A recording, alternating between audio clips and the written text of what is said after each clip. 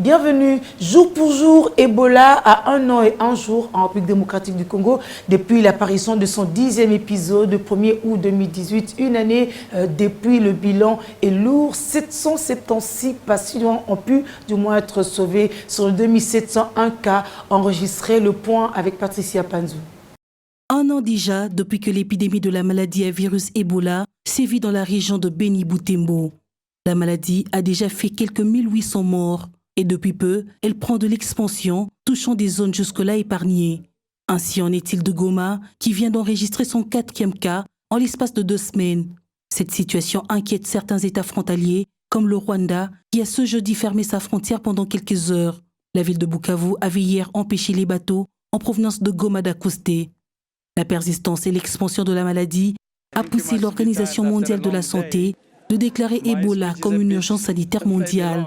Sur le plan national, cette situation a emmené les autorités congolaises à revoir leur stratégie en mettant sur pied un comité multisectoriel de riposte coordonné par le professeur Jean-Jacques Mouyembe. L'équipe a des défis de taille à relever, mais le virologue se veut mordicus rassurant. Bon, il y a un temps pour tout.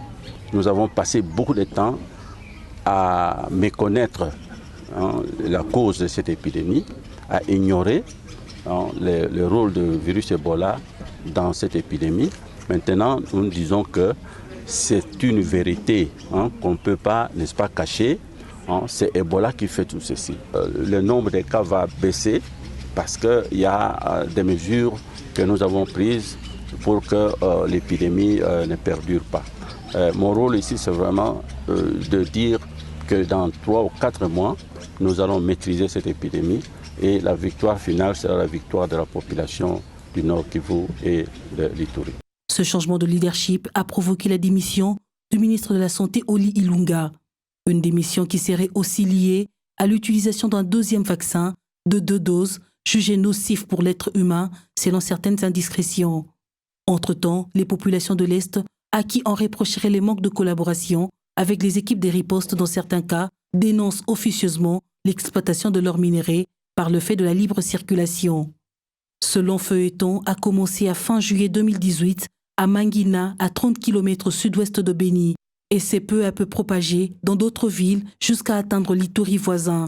Cette pomme de discorde dilue la bonne entente entre certaines communautés. En attendant son éradication, les respects stricts des règles d'hygiène et des mises.